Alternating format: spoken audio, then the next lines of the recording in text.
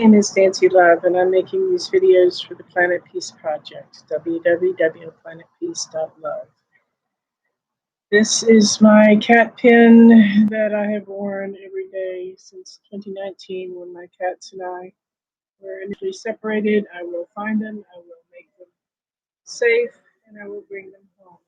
I will find the cats of love. Bright light comes shining, even as I say so. Bright light, lead them home. What am I talking about? Draw the line, don't cross it. I am so tired, and I made a brief video about this recently, but maybe you didn't see it, and maybe you'll see this one instead. I'm really tired of people and overhearing about how they need to apologize to others for doing really terrible things to people, and then they, even 2 or 3 days later, they have remorse and they have better judgment. And I know that we're not always on top of our game. I know that we're not always at our best and using our best, highest judgment, particularly when we're called upon to do something very suddenly. I know that police officers in particular and other types of law enforcement agents have to make split-second decisions. It is said that in the field, an officer gets approximately 4 seconds to make a life or death decision, and that's why sometimes society is hard on them. But they didn't have the luxury of sitting around and deciding what to do carefully. They had to do something quickly to save their own life or the lives of citizens. Now, just draw the line, don't cross it mean. It means that you need to do the work during the time when you do have the luxury of contemplating and examining your own judgment and so forth. When I was a kid, when I was 7 years old, I started reading from all the world's religions, including but not limited to Christianity, Hinduism, Buddhism.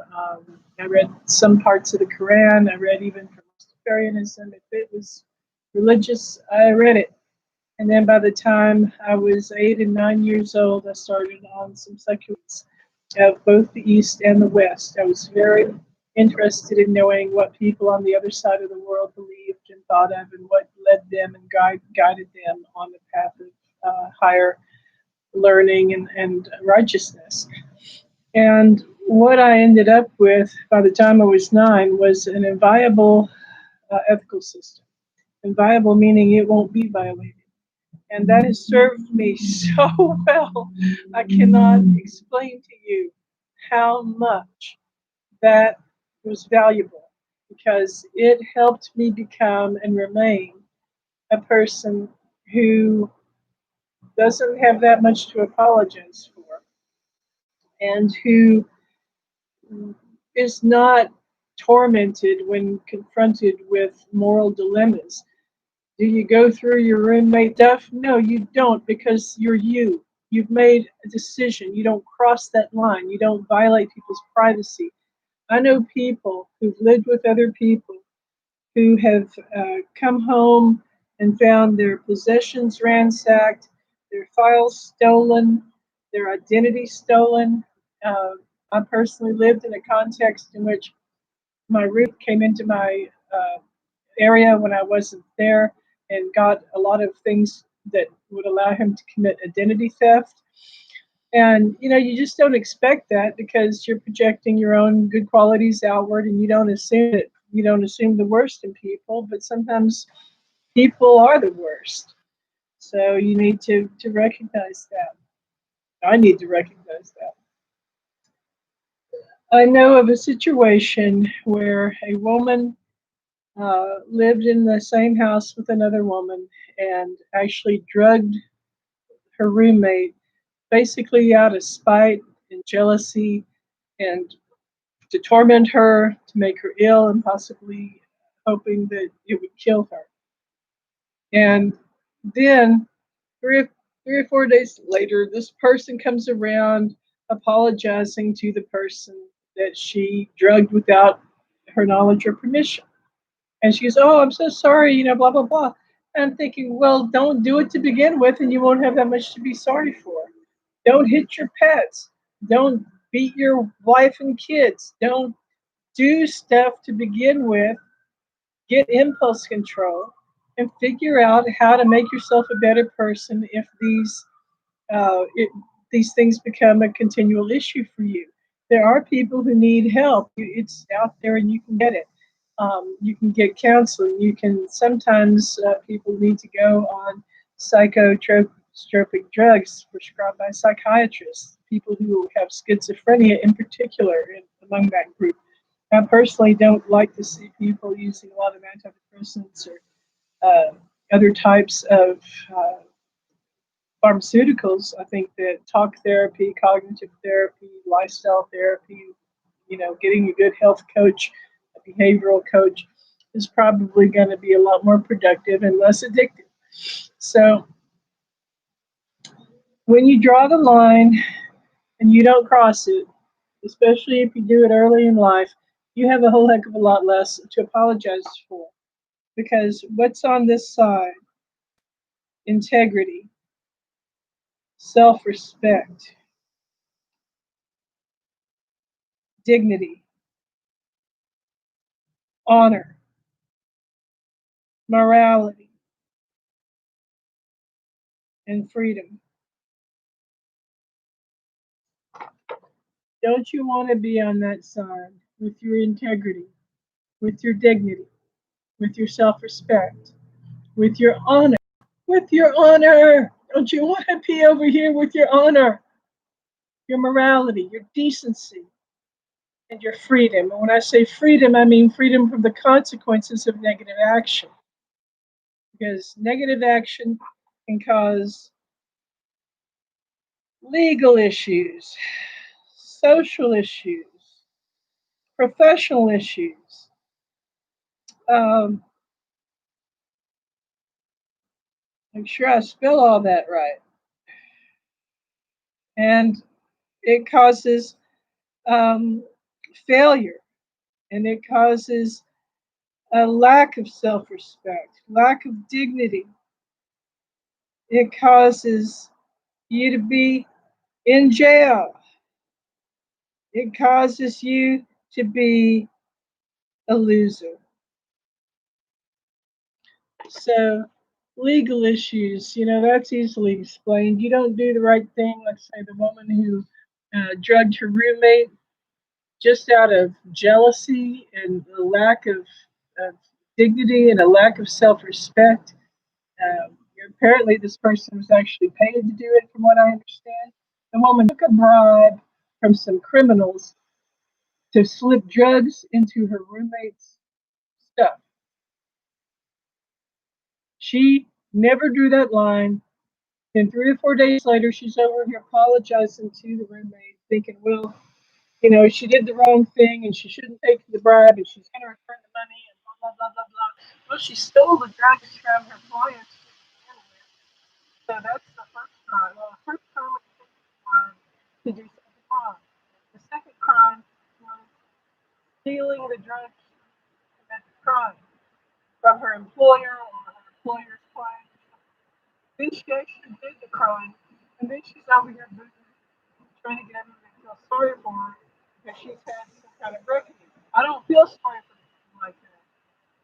She had plenty of time to examine what she's doing. And the first time she should have examined what she's doing was she's trying to take the money of some criminal who tried to get her to do it to begin with. Don't take the bribe. Don't respond to the threat. That's a classic sacrifice. Criminals want you to be like them because they jealous and aren't like them. They fear people who are righteous. They're angry at people who are righteous. And they want to recruit us, or they want to corrupt us, or they want to harm us, or they want to discredit us, or all of the above. So when somebody threatens you and reward you in the same sentence, you know you're like a punch, and your dignity, your integrity, your morality, your decency, your freedom, your consequences of becoming that corrupt are being challenged.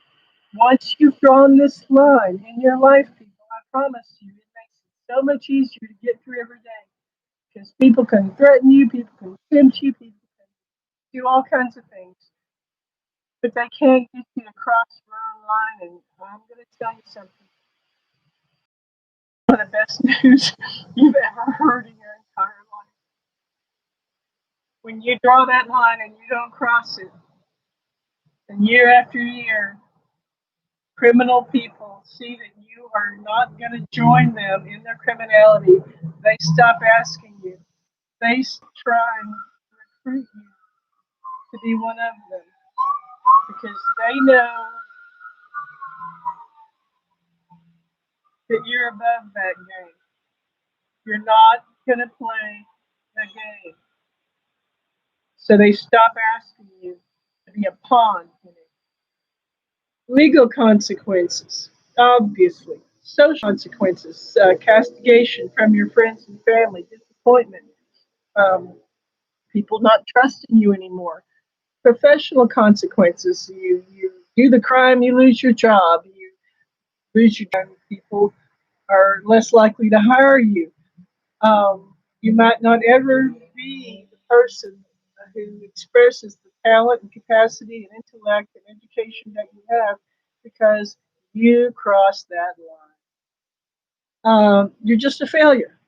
You're just a failure, and that's all that there is to it. And that's harsh, but that's where you are. You're over here on the side of failure when you don't draw a line and you let other people shove you back and forth across it. Lack of dignity, self respect, looking in the mirror and not being able to like what you see. That's one of the worst things I can imagine. Not even being able to look at yourself without shame. Uh, in jail, obvious, losing. Over here on this side with your integrity, your dignity, your morality, and your honor are the winners in life. We have less to be ashamed of. We have less to apologize for. Because why? On a daily basis, we are not continually challenged to cross a line because we threw it a long time ago and are going to hold that line. Over here are the losers. And if you see this thing I post from time to time, and you've probably seen the movie The Great Dictator by Charlie Chaplin was, I think, co-writer, and he was the star, about somebody who mistakes the Charlie Chaplin character for someone else and tries to make him this dictator, essentially Hitler. You know, Charlie Chaplin is a kind, decent sort, and he, portrays someone who doesn't really go along with this or embrace, narcissism and abuse and these sorts of phenomena.